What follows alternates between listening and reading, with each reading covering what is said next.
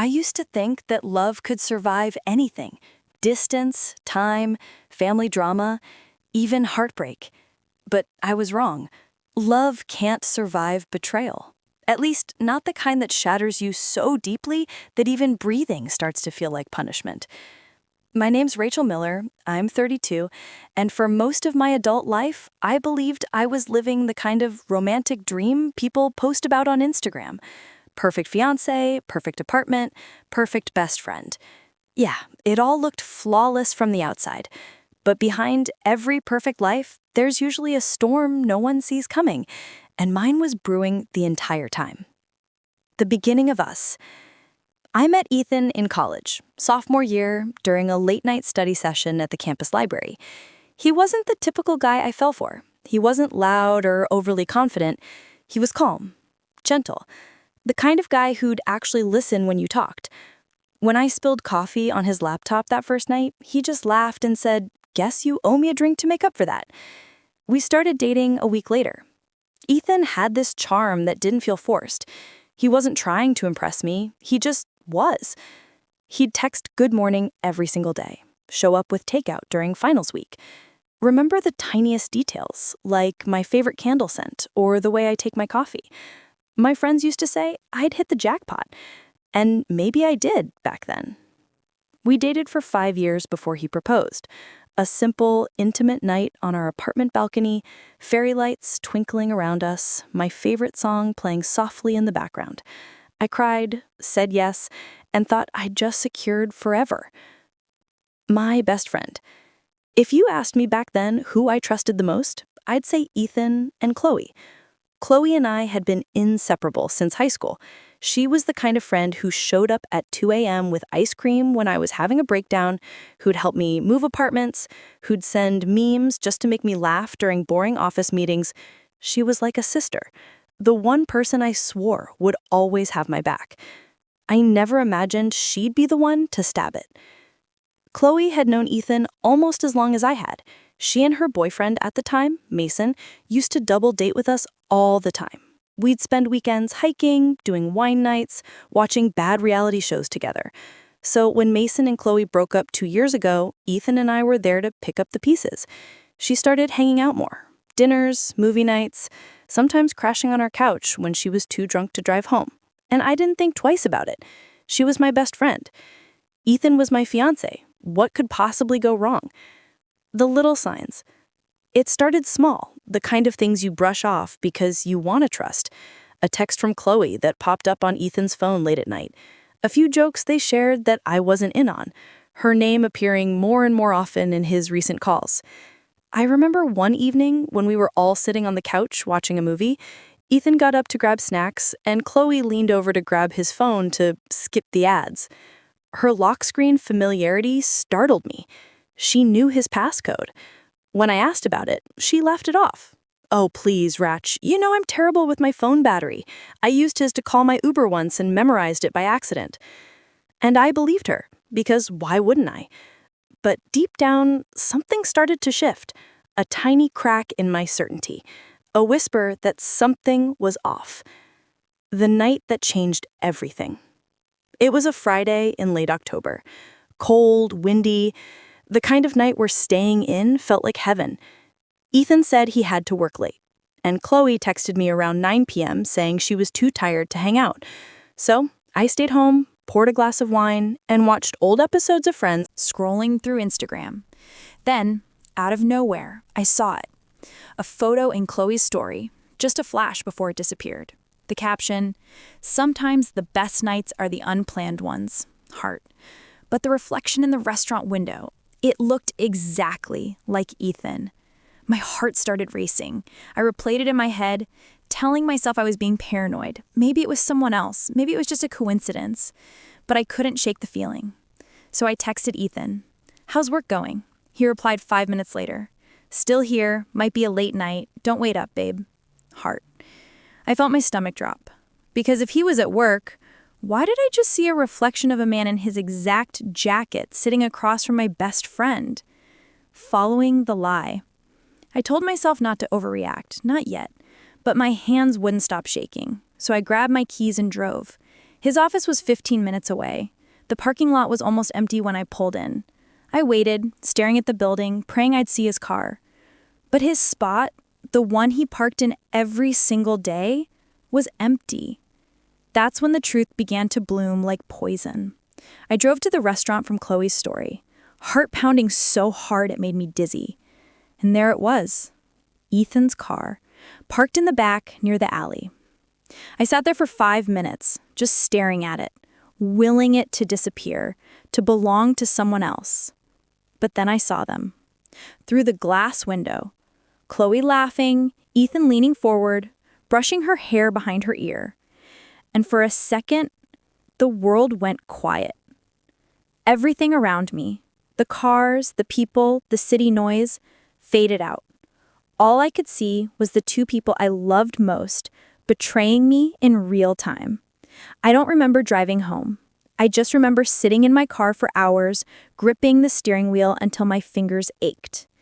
Every memory, every promise, every "I love you" suddenly felt like a lie, the confrontation I didn't have. The next morning, I woke up with swollen eyes and a dry throat.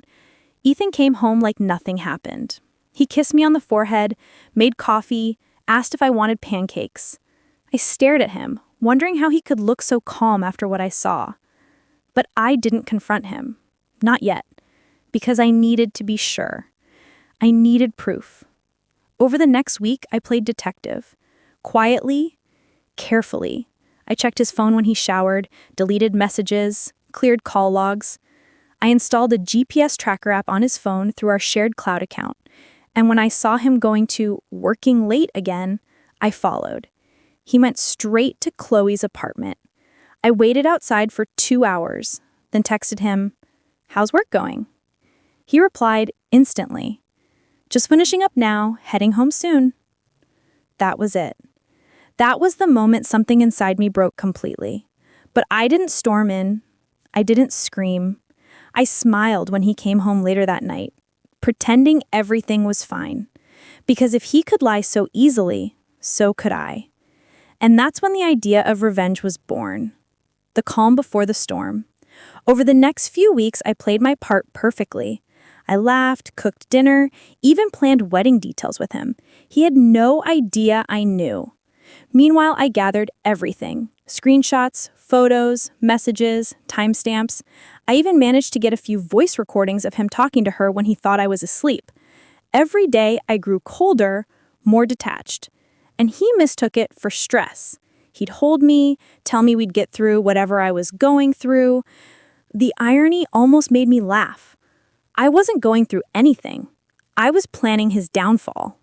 I told myself revenge would make me feel better. I told myself it would erase the sting of betrayal like vinegar removes a stain. It didn't.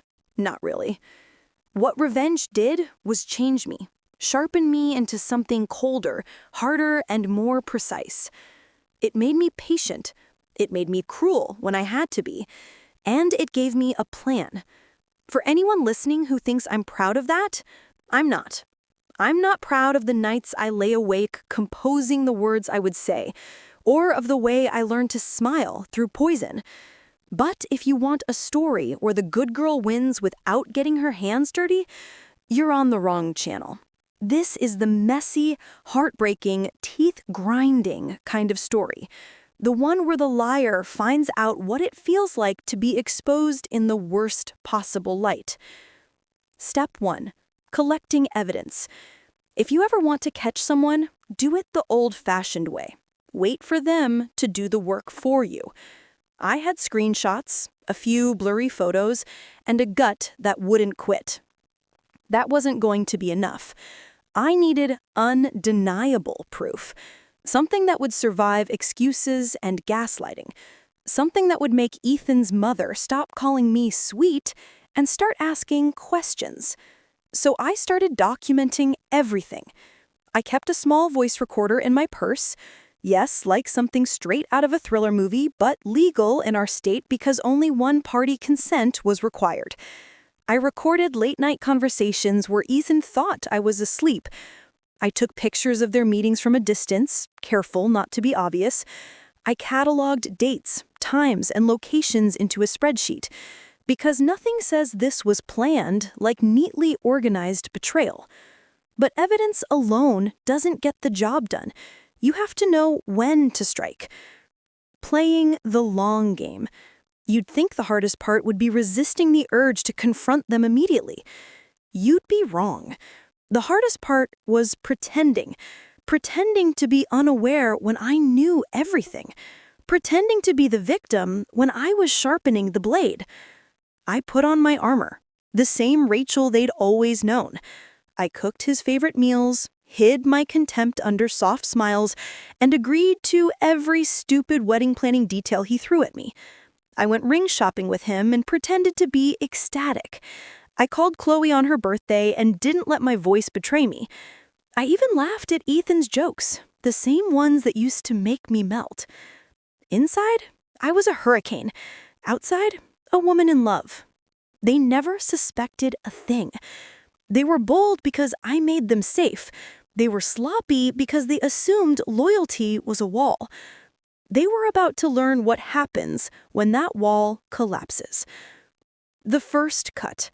The first cut wasn't dramatic. It was surgical. Ethan's younger sister, Jenna, was close to me. She was the kind of person who clung to hope like it was oxygen, naive, loving, and desperate for family peace. I invited her for brunch under the guise of catching up. I cooked pancakes, brewed 2 strong coffee, and asked her about her job as if I actually cared about her spreadsheet frustrations. Then, slowly, casually, I started feeding her crumbs.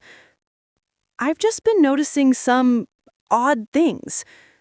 You know how your brother always texts you from his work computer? Well, sometimes he texts from different places. Different places? Yeah, like out to dinner, not at the office. She didn't say much after that, but the seed was planted. Jenna left with a warm hug and a head full of questions. It was subtle. It was perfect. Family suspicion is like tinder. One small spark and a whole world goes up. Turning the screw. The next move was riskier. Ethan's mother, Lorraine, adored him. Lorraine also hated drama and loved traditions. She had already been eyeballing bridal shower venues 3 months before I supposedly had time to blink. I'd met her a handful of times and always smiled through her probing questions. I knew she'd be the kind of person who would pressure Ethan when she smelled a lie. So I invited Lorraine over for tea. I wore my grandmother's necklace, the one that always made me feel grounded. We sat in the living room where the light fell just right. Her hands wrapped around her teacup like she was clinging to a lifeline. "How are you, Lorraine?"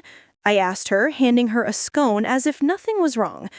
She smiled politely. "Fine, dear. Stress at work. How's the wedding planning?" "Oh, you know," I said. "Ethan's been so busy with work lately. It's been a lot." She frowned. "He's been working? That's odd. He always talks about you." My chest tightened. I didn't volunteer information. I let her fill the gaps. "You really think he would do something unkind?" she asked, eyes searching mine. I placed a hand on hers, gentle as a lie. "I don't know. I guess I'm just worried. People change." She studied me for a moment, then sighed the maternal sigh that makes your bones ache. "If anything happens to you, you tell me." I nodded, and she left clutching a teacup and suspicions like contraband. I had to be careful. If Lorraine dug too deep, she might find the truth. But she was already looking at Ethan through new lenses. That alone was progress. The poisoned gift. Revenge isn't always about exposing with a megaphone. Sometimes it's about precision. Maybe that sounds callous, and I won't pretend otherwise. I wrapped the next phase in a prettier package. The truth, disguised as a wedding favor.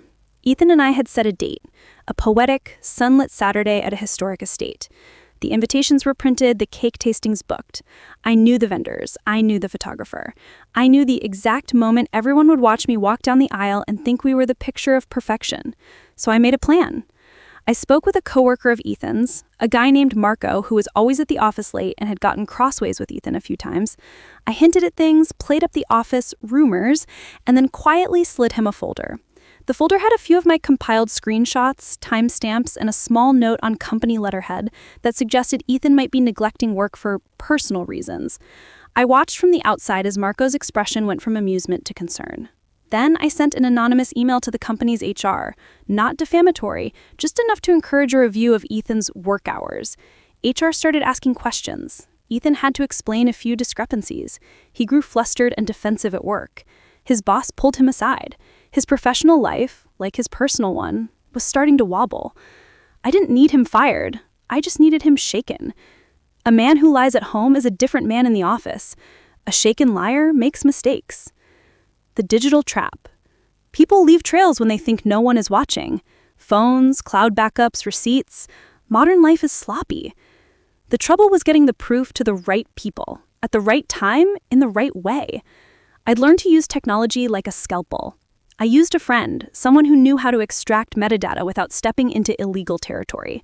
Forensics teams would have been overkill and suspicious. My friend Claire worked in IT and owed me a favor from a college debate. She helped me retrieve deleted texts from a backup Ethan had synced and then cleared. Those deleted messages were the smoking gun. Explicit texts from Ethan to Chloe about us, about waiting until after the wedding, about starting over when I was out of the picture. We didn't publicize them. We used them strategically. I copied the most damning messages into a PDF, added dates and times, and printed 10 hard copies. Paper has a weight that pixels don't. Paper speaks louder in a meeting, at a family dinner, in an HR office. I put one copy in a large black envelope and slid it into Ethan's briefcase the night he left for work. Another I tucked into Chloe's bag when she left her coat at our place after one of those late nights. Others I prepared to distribute to family, friends, and, when the time came, the perfect public setting. Keeping my hands clean. You might be thinking I was paranoid. Maybe I was. But paranoia looks a lot like prudence when you're right. I was careful to leave no direct fingerprints. I knew how to look guilty without being guilty. I timed everything. I created plausible alternatives. If anyone asked where I'd been at a certain time, I had receipts, call logs, and witnesses ready. I learned to be boring, because boring alibis don't raise questions. It was a strange irony. To orchestrate deception, I had to be honest. To win, I had to be unimpeachable. The wedding, a stage set. The invitations had gone out. RSVP cards had been returned with enthusiastic notes. People were excited. They told me how lucky we were, how beautiful my dress would be, how charming Ethan was. It was all a mask, a theater production where the leads were actors and the audience had no idea they were watching a lie. I could have called it off. I could have told everyone the truth and saved myself the performance. But I wanted more than personal freedom. I wanted accountability. I wanted the people who'd watched us, who'd given us their goodwill, to look at him and remember the choice he made. So I made the ceremony my stage. I told Chloe I wanted a girls' afternoon at the venue the weekend before the wedding, for final touches, to arrange flowers, and to take photos for the bridal scrapbook. She was thrilled. She came, hugged me, and went on about how excited she was to be my maid of honor. She didn't suspect the box I'd slipped into her clutch. That day, inside was one of those printed PDFs. I didn't hand it to her. I left it where she could find it. A small, innocent envelope labeled "From the Bride." I watched from the sidelights as she opened it, her fingers trembling, her smile cracking like glass. Chloe's face went white. She swallowed hard, looked up at me, then down at the paper. She didn't know whether to laugh or cry. For a moment, everything was still. Then she put the paper back in the envelope, shoved it into her bag, and left without a word. I wanted to approach her then, to demand answers, to hurl the ugly truth across the polished floors. Instead, I walked away, my composure intact, because the next move wasn't mine to make in front of witnesses. I had to wait. The first domino falls. People believe what they feel is reasonable to believe. When Jenna started asking questions at family dinners, the conversation shifted. Lorraine's eyes were sharp and suspicious the next time we met. At Ethan's office, HR's interest turned into an informal inquiry. Marco, who'd received the folder, started avoiding Ethan in the break room. The people around him were watching. The isolation began. Ethan was a man unraveling in slow motion. He made small, careless mistakes, a missed meeting, a forgotten lunch with his mother, a snapped temper at a coworker. He blamed stress. He blamed work. He blamed me, in small, cutting remarks when we were alone, perhaps testing how I'd react. I didn't react. I prepared. Then one evening, 2 weeks before the wedding, Ethan exploded. We were supposed to be looking at floral arrangements. Instead, he slammed a vase down, petals scattering like secrets, and shouted, "Who have you been talking to, Rachel? Who's been planting seeds in everyone's heads?" I could have yelled back. I could have crumpled and begged for honesty. Instead, I smiled. "You sound tired," I said, calm as glass. "Do you want some water?" He left without answering. In his haste, he left his briefcase on the table, the one with the hidden PDF. I reached out with fingers that didn't tremble and pulled it closer. Inside, as always, fate had done my work for me. An email from HR requesting a meeting, a note from his boss, and another message from Marco, tersely asking if everything was okay. I closed the briefcase and walked away, cleaning up the mess with the kind of efficiency I'd cultivated over the past months. This wasn't over. Not by a long shot. The reckoning, a private confrontation. I could have made the exposure public that night. I could have called a family meeting, handed out papers, and watched everything burn in real time. But I wanted something more intimate. I wanted Ethan to have the last honest conversation in a place that felt sacred before the world learned how false he'd been. So I arranged for a dinner, just the two of us, at the small Italian restaurant where we'd had our first date. The owner recognized us and seated us in the back booth where the lights were soft and the music played just loud enough to drown out the chatter. I wore a dress that made me feel like the woman I once was, hopeful, bright, and utterly naive.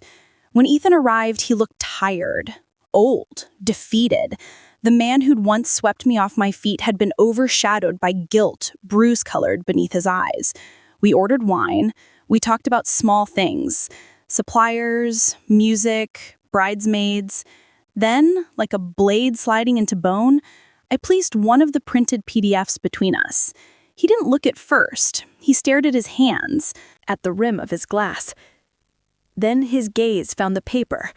His face went pale, like a winter moon. "You don't have to do this," he said. I smiled because I had rehearsed that smile and because it fit like armor. "No," I said, "I don't. But I want to know why." He tried to deflect. He tried to joke. He blamed me for being unreachable, for being too stressed. He said things that people say when they're cornered, words stitched together to form an alibi. When that failed, he apologized in a soft, practiced way that tried to stake out the moral high ground without conceding anything. "I never meant to hurt you," he whispered. "It just happened." "It just happened the night you sat across from her in a restaurant while I drove past and watched you laugh?" I said. "It just happened with texts about waiting until after the wedding? It just happened with plans to start over?" He made a sound that was part sob, part defense. "You're blowing this out of proportion," he said. I could have cried. I didn't. I stood up, pulled on my coat, and looked at him. At the man who had taught me to believe, with something like pity. "You have a choice," I told him. "You can tell everyone the truth. You can resign, pack your things, and move out before the wedding day. You can save whatever's left of your dignity." He laughed then, a hollow sound that cracked the quiet. "Dignity? For what? For admitting I fell in love with someone else?" "For lying," I said. "For planning a life with someone while building another behind my back. There's no love in that, only cowardice." He had no answer. He had an empty, dishonest life in one pocket and a soon-to-be-ruined reputation in the other. He stared at me like a man watching his house burn and not knowing which possession to grab. "I'm not the villain here," he said finally. "You were," I replied. And you will be when people hear the truth. I left him sitting in the dim light, the candle between us guttering. The walk home felt like walking out of a play where I finally remembered my lines. The morning after that dinner with Ethan, I woke up to silence. Not the kind that feels peaceful, the kind that makes your skin crawl, the kind that tells you something just changed forever. His side of the bed was empty, the coffee pot was cold, his toothbrush was gone. He'd left in the middle of the night. No note, no call, just absence. And somehow, I knew that was his answer. For a few hours, I just sat there, staring at the dent in the pillow, the half-empty drawer, the echo of a life I'd spent years building. I didn't cry. The tears had burned out weeks ago. All that was left now was the ache, the deep, steady ache of someone who's finally run out of hope. The family fallout. By noon, the phone calls started. First was Jenna, his sister. "Rachel, what the hell is going on? Mom just called me in tears." I took a breath. "What did she say?" "She said Ethan told her you were spreading lies, that you hacked his phone or something. Is that true?" My laugh came out dry and bitter. If I had to hack it, I wouldn't have been engaged to him. She was quiet for a moment, then said softly, "Is it true? Did he cheat on you?" I hesitated, because even saying it out loud made it feel too real. "Yes," I said finally, "with Chloe." A sharp intake of breath. "Chloe? As in your best friend, Chloe?" "Yeah," I whispered. "That one." There was silence on the other end. Then a low, angry curse. I knew something was off. He's been acting strange for months. "I tried to tell you," I said quietly. "No one wanted to see it." She exhaled. "I believe you, Rachel. I'm sorry. I don't even know what to say." I could hear her crying softly. For the first time, I realized she wasn't just mourning the end of my relationship. She was mourning the brother she thought she knew. Then came the call I didn't want to answer. Lorraine, his mother. Her voice was sharp, trembling with anger. "How dare you drag my son's name through the mud, Rachel, after everything he's done for you?" "After everything he's done?" I repeated slowly. "Lorraine, did he tell you what he's been doing behind my back?" She hesitated. "He said you're making things up, that you're jealous of Chloe." That word, jealous, hit me like a slap. Jealous of the woman who had betrayed me? I almost laughed. "Lorraine," I said calmly, "check your email. I just sent you something." A few seconds of silence followed. Then I heard her breath catch. Because what she was looking at were Ethan's texts, the ones where he told Chloe how he couldn't wait for this wedding to be over. There was a long, shaky pause before she spoke again. I don't know what to say." "You don't have to say anything," I replied softly. "Just stop calling me a liar." And then I hung up. The best friend turned stranger. By that evening, my phone buzzed again. Chloe. The name that once meant comfort now made my stomach twist. "Chloe, we need to talk. Please, can we meet?" For a moment, I almost ignored her. But curiosity, or maybe cruelty, won. Me. "Sure. Coffee? Tomorrow morning?" Chloe. "Yes. Thank you." I didn't tell her that thank you was the last kindness she would ever get from me. The next morning, we met at a small cafe downtown. The same place we used to spend Sunday mornings gossiping about work and men and our stupid dreams. Now, it felt like a graveyard for our friendship. She looked nervous, her hair pulled into a messy bun, her eyes swollen from crying. She didn't even bother with small talk. "Rachel, I'm sorry," she blurted out immediately. I said nothing, just stirred my coffee slowly, waiting. She continued, her voice trembling. It wasn't supposed to be like this. It never is. That's what all cheaters say. Her lip quivered. "You don't understand. It started when Mason left. I was lonely. Ethan was just there. He listened. He cared." "He listened?" I said, finally looking up at her. "To you? The same way he used to listen to me? The same way he used to hold me after fights and tell me I was his whole world?" "Rachel, no," I cut her off. You slept with my fiancé. You sat in my apartment, drank my wine, smiled in my face, all while planning a life behind my back. Tears spilled down her cheeks. I'm sorry. Please believe me. I shook my head. You're not sorry for what you did. You're sorry you got caught. For a moment, she said nothing. Then her expression hardened. You think you're innocent? She snapped. You were never there for him, always working, always distracted. You made it easy for him to find someone else. And there it was, the mask slipping. I leaned back and laughed softly. You really are something else. You ruined my relationship, steal the man I loved, and now you're blaming me? She swallowed hard, realizing she'd said too much. I didn't mean... But I was done. I stood up, tossed a 20 on the table, and said the last words I'd ever speak to her. You can have him, Chloe, but don't ever forget, I had him first. And I made him pay for both of us. I walked away, leaving her staring into her untouched coffee. That was the last time I ever saw her in person. The exposure. When I said I wanted him to feel what betrayal really meant, I wasn't exaggerating. The next part of my plan wasn't about privacy. It was about exposure. Because nothing kills a liar's reputation faster than the truth in public. 2 days later, I uploaded a shared Google Drive folder to a select group of friends and family, the ones who'd been part of our engagement group chat. Inside, screenshots, photos, voice recordings, and one short message from me. This isn't drama. This is the truth. I'm not looking for sympathy. I just refuse to be the only one carrying the shame that belongs to both of them. I didn't post it online. I didn't tag them. I just sent it quietly. And within hours, the whispers started. Mutual friends texted. Coworkers gossiped. By the end of the week, Ethan's perfect image had crumbled.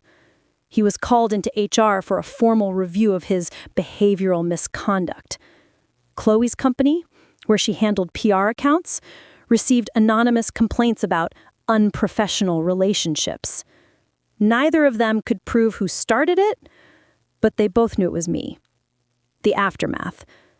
A week later, Ethan showed up at my apartment, unshaven, dark circles under his eyes, his suit wrinkled.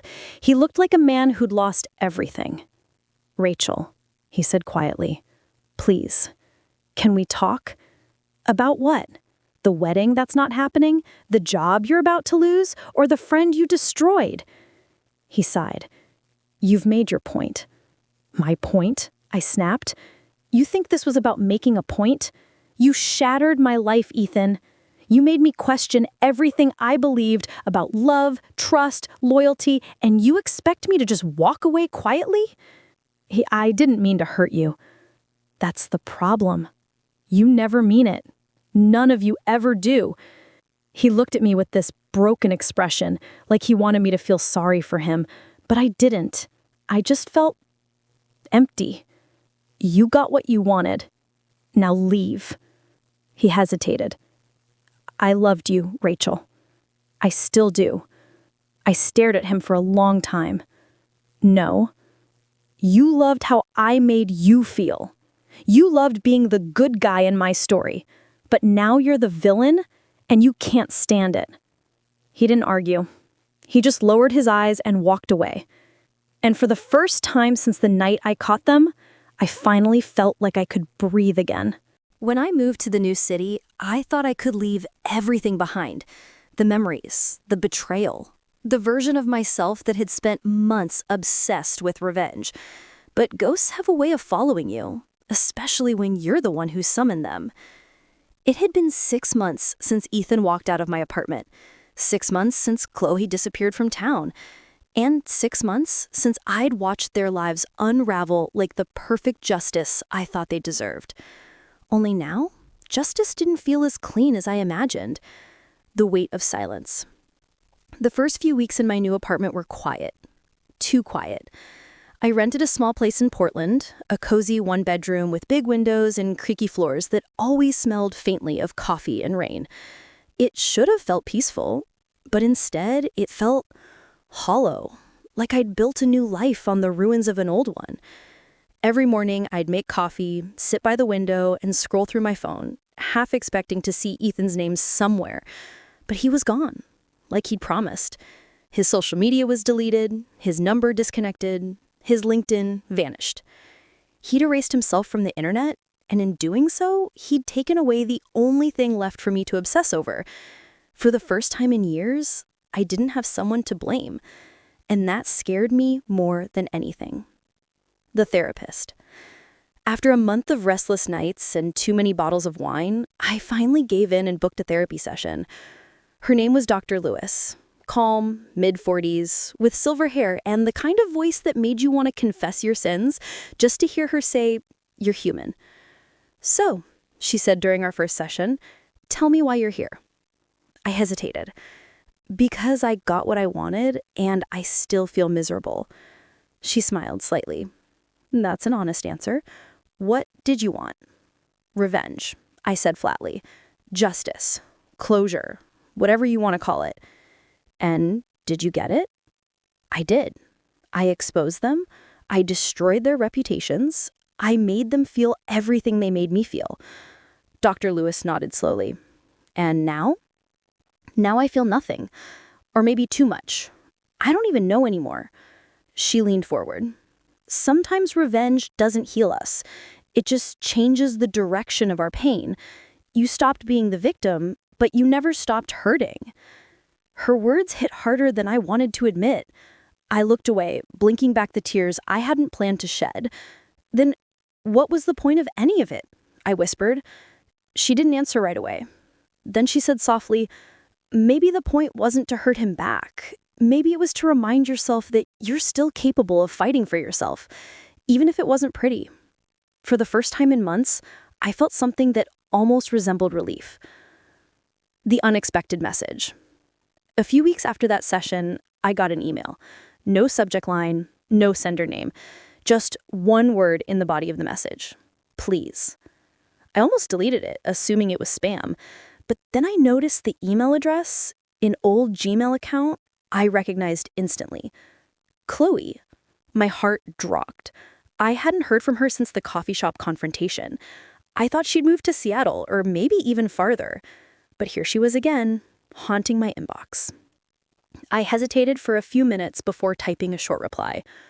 "What do you want?" A few minutes later, her response appeared.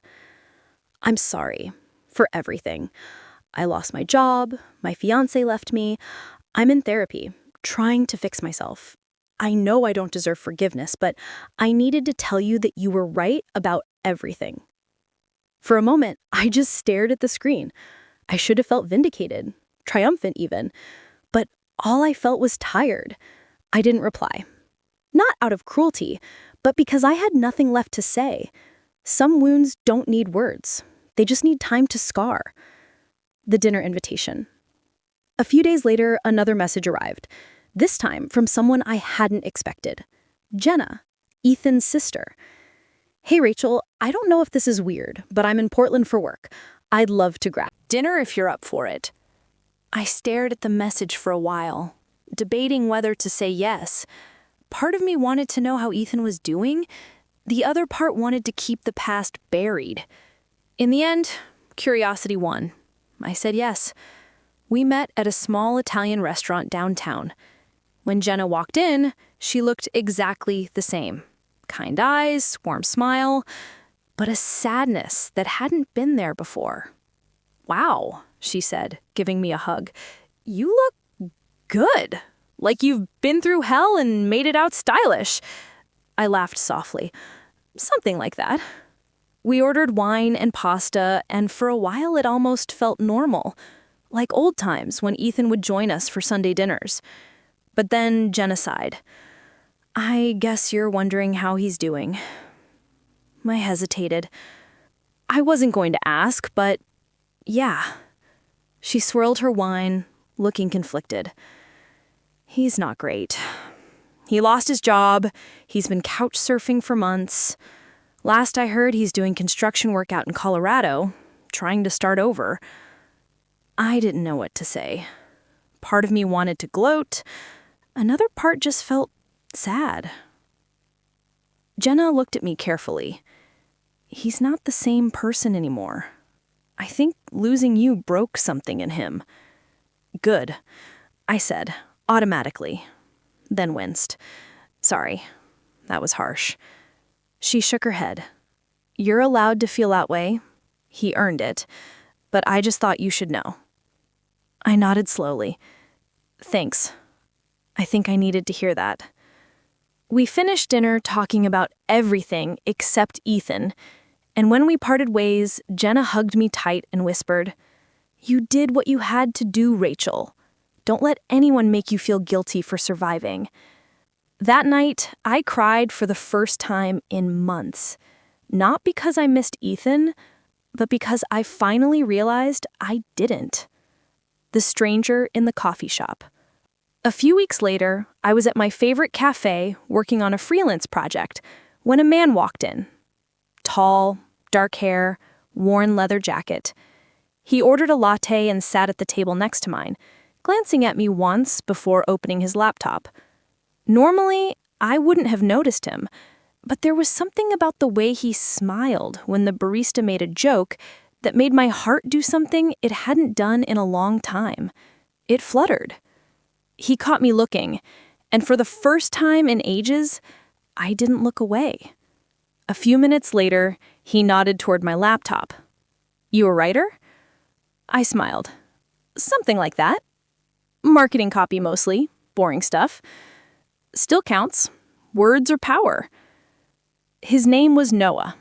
He was a freelance photographer, recently moved from Chicago.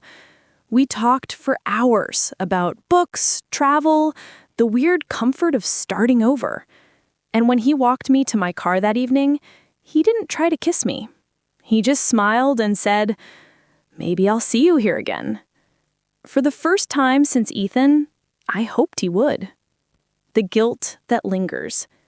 That night, I lay awake thinking about Noah and about the person I used to be. The woman who'd plotted revenge, exposed secrets, and watched two people crumble. Did that version of me still deserve happiness? Could someone like me really move on, or was I destined to carry the weight of what I'd done forever? The next day, I told Dr. Lewis about Noah. She smiled knowingly. "You sound like someone who's ready to live again." "I don't know," I said. Part of me still feels guilty, like I shouldn't get to be happy after everything I did. "Rachel," she said softly. It had been almost 2 years since Ethan and Chloe detonated my life like a bomb. 2 years since I'd torn it all down and built it back from ashes. In that time, I'd grown. Not perfectly, not peacefully, but honestly. I wasn't the naive fiancé who believed love was forever. And I wasn't the vengeful woman who believed pain could fix pain.